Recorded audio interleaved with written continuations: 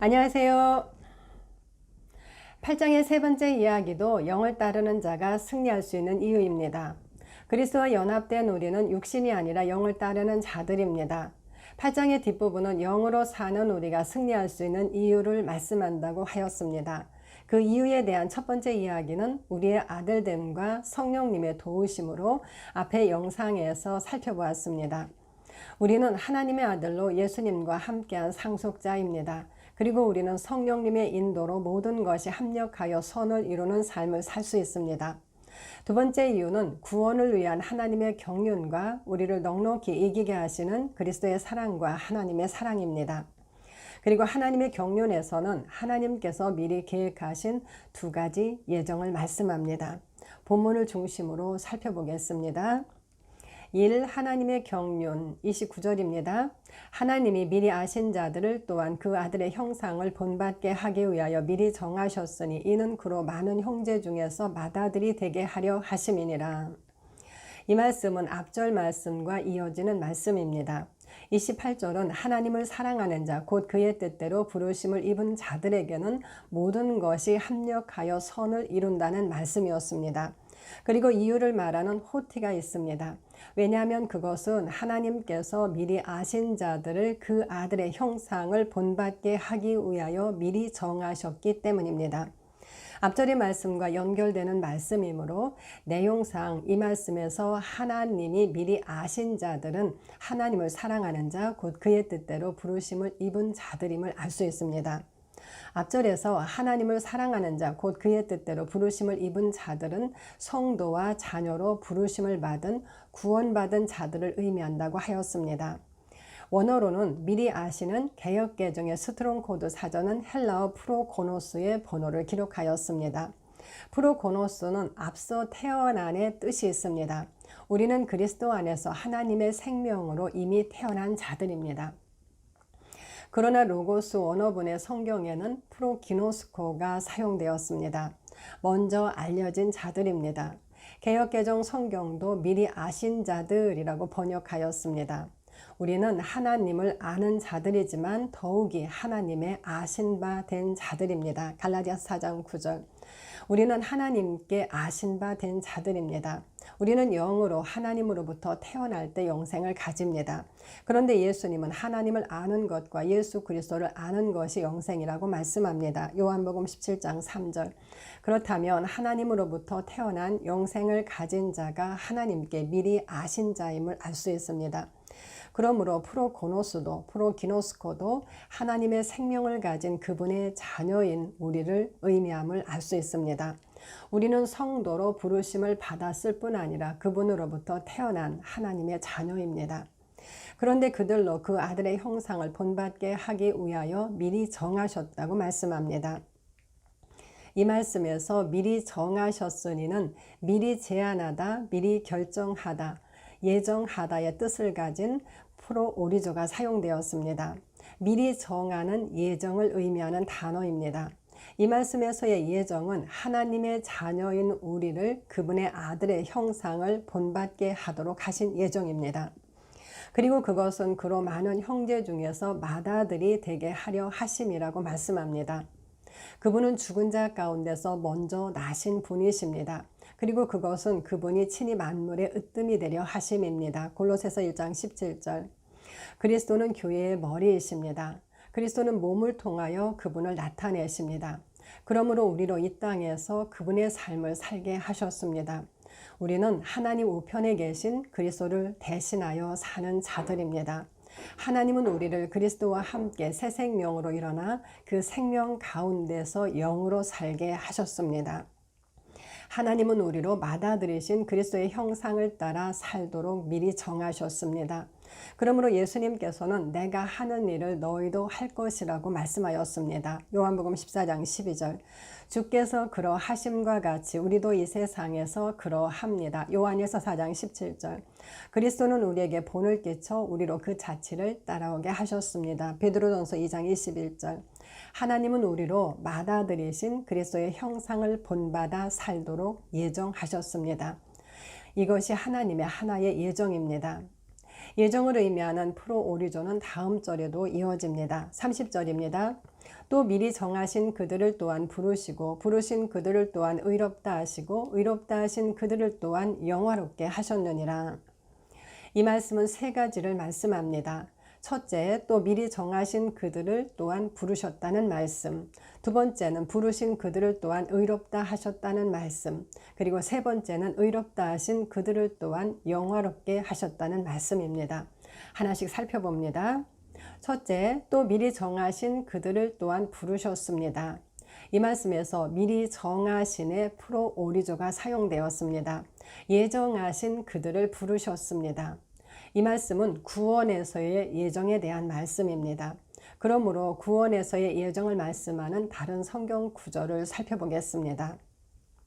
에베소서 1장 4, 5절입니다. 곧 창세전에 그리스도 안에서 우리를 택하사 우리로 사랑 안에서 그 앞에 거룩하고 흠이 없게 하시려고 그 기쁘신 뜻대로 우리를 예정하사 예수 그리스도로 말미암아 자기의 아들들이 되게 하셨으니. 하나님은 창세전에 그리스도 안에서 우리를 택하셨다고 말씀합니다. 그리고 우리로 그분 앞에서 거룩하고 흠없게 하시려고 그 기쁘신 뜻대로 우리를 예정하셔서 예수 그리스도로 말미암아 자기의 아들들이 되게 하셨다고 말씀합니다. 이 말씀에서 예정하사의 프로오리조가 사용되었습니다. 하나님의 기쁘신 뜻대로 우리를 예정하셔서 자기의 아들들이 되게 하셨습니다. 하나님께서는 우리를 예정하셨습니다. 에베소서의 예정의 말씀은 13절의 말씀으로 이어집니다. 에베소서 1장 13절입니다. 그 안에서 너희도 진리의 말씀 곧 너희의 구원의 복음을 듣고 그 안에서 또한 믿어 약속의 성령으로 인치심을 받았으니. 그 안에서 그들도 구원의 복음을 듣고 믿어서 약속의 성령으로 인치심을 받았습니다. 바울은 에베소서 1장에서 전체인 우리와 에베소의 성도인 너희로 다르게 말씀합니다. 그리스도 안에서 우리를 예정하셨지만 믿은 너희가 약속의 성령으로 인치심을 받았습니다. 성령으로 인침을 받는 것은 구원을 의미합니다. 믿는 자가 그리스도 안으로 들어가 그분 앞에서 거룩하고 흠없는 하나님의 아들이 됩니다. 그러므로 에베소서에서의 예정의 말씀은 개인의 예정이 아니라 전체인 우리에 대한 예정임을 알 수 있습니다. 하나님은 우리로 거룩하고 흠없게 하시려고 그분의 기쁘신 뜻대로 전체인 우리를 예정하셔서 자기의 아들들이 되게 하셨습니다. 이것이 성경이 말씀하는 구원에서의 예정입니다.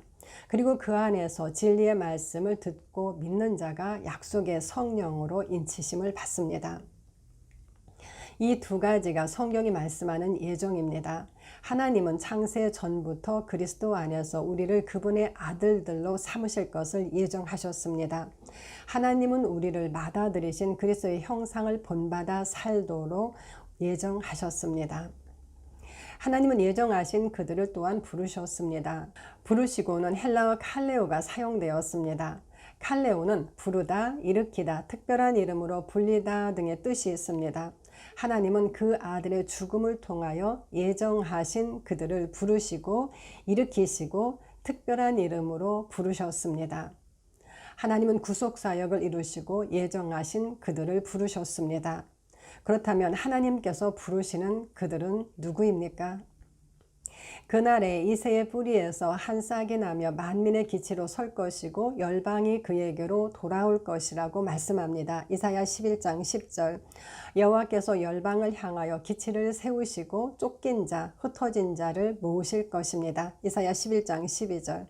그리고 너희가 기치를 세우고 소리를 높여 그들을 부르며 손을 흔들어 그들을 존귀한 자의 문에 들어가게 하라고 말씀합니다. 이사야 13장 2절.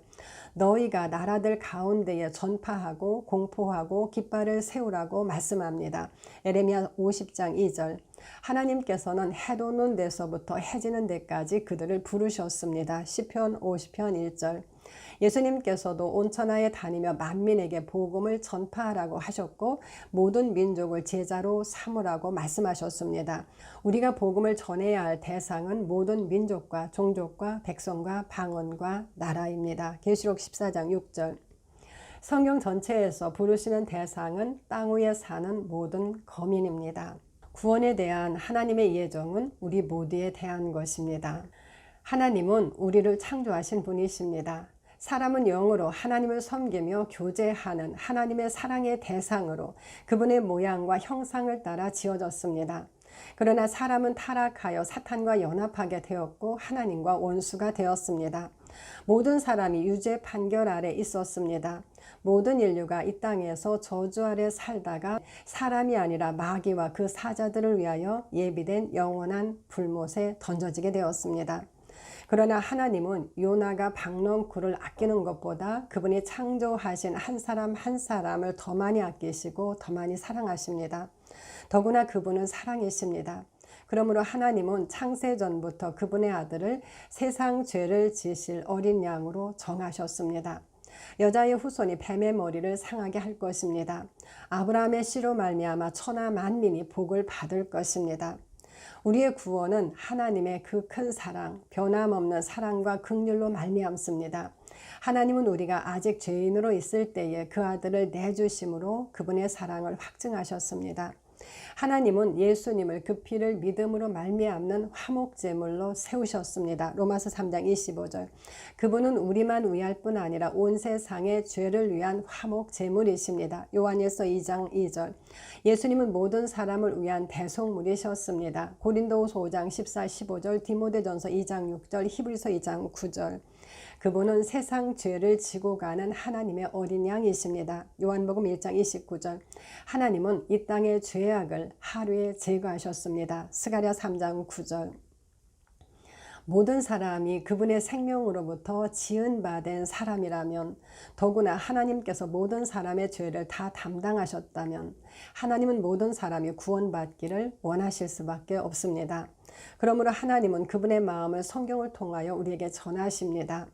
하나님은 아무도 멸망하지 않고 다 회개하게 이르기를 원하신다고 말씀합니다. 베드로서 3장 9절. 하나님은 모든 사람이 구원을 받고 진리를 아는데 이르기를 원하신다고 말씀합니다. 디모데전서 2장 4절. 하나님은 악인이 죽는 것을 기뻐하지 않으시고 악인이 그의 길에서 돌이켜 사는 것을 기뻐하신다고 말씀합니다. 에스겔 18장 23절, 33장 11절. 그러므로 하나님은 말씀합니다. 죽을 자가 죽는 것도 내가 기뻐하지 아니하노니 너희는 스스로 돌이키고 살지니라. 에스겔 18장 32절. 공의의 하나님에게 특별한 사람만의 예정은 없습니다. 그분은 사람을 차별하지 않는 분이십니다. 누군 예정하여 구원하고 누군 예정하지 않아 구원받지 못한다면 하나님은 아무도 심판하실 수 없습니다. 그렇다면 그건 그 사람의 책임이 아니라 하나님의 책임이기 때문입니다. 하나님께 불의는 있을 수 없습니다. 더구나 그분이 지으신 바 된 창조물이며 그분의 외아들의 피로 모든 사람의 모든 죄를 제거하셨다면 어찌 예배의 사람이 있을 수 있겠습니까? 하나님은 말씀하십니다. 이사야 44장 22절입니다. 내가 내 허물을 빽빽한 구름같이 내 죄를 안개같이 없이 하였으니 너는 내게로 돌아오라. 내가 너를 구속하였음이니라. 하나님은 내가 내 죄와 허물을 제거하였다. 너는 내게로 돌아오라. 내가 너를 값주고 샀다라고 말씀합니다. 모든 사람에게 구원을 주시는 하나님의 은혜가 나타났습니다. 디도서 2장 11절. 누구든지 주의 이름을 부르는 자는 구원을 받게 됩니다. 로마서 10장 13절. 누구든지 예수 믿으면 영생을 얻게 됩니다. 요한복음 3장 15, 16절. 복음은 모든 믿는 자에게 구원을 주시는 하나님의 능력입니다. 로마서 1장 16절. 그러므로 이제 어디든지 사람에게 명하사 다 회개하라 하십니다. 사도행전 17장 30절. 모든 사람이 똑같은 조건 아래 있습니다. 모든 사람이 죄를 범하여 하나님의 영광에 이르지 못하였습니다. 사랑의 하나님은 그리스도를 모든 사람을 위한 화목제물로 삼으셨습니다. 그리고 돌이키라고, 예수 믿으라고, 주의 이름을 부르라고, 영접하라고 부르십니다. 그 부르심에 응답함으로 구원을 받게 되고 거절함으로 멸망을 받게 됩니다. 하나님은 부르심에 회개하고 돌아온 그들을 사랑하는 자라, 하나님의 아들이라, 거룩한 성도라 부르십니다. 두 번째는 부르신 그들을 또한 의롭다 하셨다는 말씀입니다. 의롭다 하시고와 의롭다 하시는 헬라어 디카요가 사용되었습니다. 의롭게 되는 것입니다. 갈라디아서 2장 16절, 3장 11절. 하나님은 부르신 그들을 의롭게 하셨습니다. 사람이 의롭게 되는 것은 오직 믿음입니다. 세 번째로 하나님은 의롭게 된 그들을 영화롭게 하셨습니다. 하나님은 우리로 그 아들의 형상을 본받게 하기 위하여 그로 많은 형제 중에서 맏아들이 되게 미리 정하셨습니다. 우리는 친아들이신 그분과 동일한 아들입니다. 그러므로 우리를 그리스도 안으로 연합하여 우리도 그분처럼 의롭고 그분처럼 아들로서 영화롭게 하셨습니다. 어린 양의 아내인 새 예루살렘은 하나님의 영광이 있어 그 빛이 지극히 귀한 보석 같고 벽옥과 수정과 같이 맑습니다. 계시록 21장 11절. 하나님의 보좌는 우리 안에 있습니다. 하나님은 우리를 영화롭게 하셨습니다. 그런즉 이 일에 대하여의 첫 번째 이야기는 누가 우리를 대적하리오입니다. 31절입니다. 그런즉 이 일에 대하여 우리가 무슨 말하리요? 만일 하나님이 우리를 위하시면 누가 우리를 대적하리요? 그래서 우리가 이 일들에 대해 무슨 말을 하겠느냐고 묻습니다. 그리고 이어서 만일 하나님이 우리를 위하시면 누가 우리를 대적하겠느냐고 묻습니다. 하나님께서 그분의 아들을 맏아들로 세우시고 우리로 그분의 형상을 본받아 살게 하셨습니다. 하나님은 우리를 예정하시고 그 아들 안에서 우리를 부르셨습니다. 스스로 구원하기에 무기력한 죄인인 우리를 대신하여 하나님의 아들을 죽게 하시고 그 아들 안에서 우리를 의롭게 하시고 영화롭게 하셨습니다. 이런 것들에 대해서 우리가 무슨 말을 하겠습니까? 우리는 자랑할 것이 없습니다. 하나님을 자랑하고 감사를 드립니다. 하나님께서 그렇게 우리를 위하시는데 누가 우리를 대적하겠습니까? 하나님께서 우리를 위한 일에 아무도 우리를 대적할 수 없습니다. 하나님은 공의에 따라 일하셨기 때문입니다. 그러므로 아무도 하나님의 구원에 대항할 수 없습니다. 32절입니다.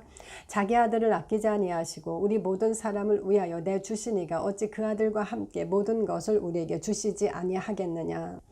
이 구절 앞에 참으로 심지어의 뜻을 가진 계가 있습니다. 심지어 자기 아들을 아끼지 아니하시고 우리 모든 사람을 위하여 내주셨는데 어찌 그 아들과 함께 모든 것을 우리에게 주시지 않겠느냐는 것입니다. 우리가 원수 되었을 때에 그 아들을 내주셨습니다. 그러나 이제 우리는 양자의 영을 받은 하나님의 아들이 되었습니다. 그리스도와 함께한 상속자가 되었습니다. 우리는 그 아들과 연합하여 하나님의 영광으로 영화롭게 되었습니다. 그렇다면 심지어 원수일 때 아들을 주신 하나님께서는 자녀인 우리에게 당연히 그 아들과 함께 모든 것을 선물로 주실 것입니다. 다음은 누가 고발하리오입니다. 33절입니다. 누가 능히 하나님께서 택하신 자들을 고발하리요? 의롭다 하신 이는 하나님이시니. 이제 바울은 누가 능히 하나님께서 택하신 자들을 고발하리오? 라고 묻습니다. 하나님께서 택하신 자를 누가 능히 고발하겠습니까? 우리를 의롭다 하신 이는 하나님이시라고 말합니다. 이 말씀에서 의롭다 하신도 디카이오가 사용되었습니다. 우리를 의롭게 하신 분은 하나님이십니다. 우리는 하나님의 의로 의로워졌습니다. 그런데 누가 고발하겠습니까? 하나님께서 택하신 자를 말씀합니다. 이 말씀에서 택하시는 헬라어 에클렉토스가 사용되었습니다. 하나님께 선택을 받은 자입니다. 하나님은 누구를 선택하십니까? 바울이 말하는 것은 두 가지입니다. 믿음으로냐 행위로냐입니다. 하나님은 상속자가 되는 것이 확실히 존재하게 하기 위하여 믿음으로 하셨습니다. 로마서 4장 16절. 하나님은 그 뜻이 변치 않으심을 충분히 나타내시려고 맹세로 보증하셨습니다. 히브리서 6장 17절. 하나님은 거짓말을 하지 않으시는 분이십니다. 그런데 그런 하나님께서 맹세로 언약을 맺으셨다면 그 일은 절대 변할 수 없습니다. 하나님은 그분의 말씀을 벗어난 일은 절대로 하실 수 없습니다. 하나님께서 선택하시는 방법은 오직 믿음입니다. 믿는 자를 의롭게 하시는 하나님의 택하심에 따라 우리에게 그분의 의를 주셨습니다. 그러므로 아무도 우리를 고발할 수 없습니다. 다음은 누가 정죄하리오입니다. 이제 그리스도 예수에 대한 말씀입니다. 34절입니다. 누가 정죄하리요? 죽으실 뿐 아니라 다시 살아나시니는 그리스도 예수시니 그는 하나님 우편에 계신 자요 우리를 위하여 간구하시는 자시니라. 이어서 그는 누가 우리를 정죄할 것인가에 대해서 묻습니다. 누가 우리를 유죄 판결하겠습니까? 그리고 우리를 위해 죽으실 뿐 아니라 다시 살아나신 분은 그리스도 예수시라고 말합니다. 그분은 우리의 범죄 때문에 내줌이 되고 우리를 의롭게 하시기 위하여 살아나셨습니다. 로마서 4장 25절. 그분은 우리 죄를 처리하셨고 우리를 의롭게 하기 위하여 살아나셨습니다. 그런데 누가 우리를 정죄하겠습니까? 그런데 거기서 멈추지 않습니다. 그는 하나님 우편에 계신 자요 우리를 위하여 간구하시는 자신이라 라고 말합니다. 우리를 위해 죽으시고 우리를 의롭게 하시기 위하여 살아나신 그리스도께서 지금 하나님 우편에 계셔서 우리를 위하여 간구하십니다. 우리의 영원한 대제사장이신 그리스도는 더 좋은 언약의 보증이 되십니다. 히브리서 7장 22절. 그분은 영원히 살아계셔서 우리를 위하여 항상 간구하십니다. 그러므로 그분을 힘입어 하나님께 나아가는 자들을 온전히 구원하실 수 있습니다. 히브리서 7장 25절.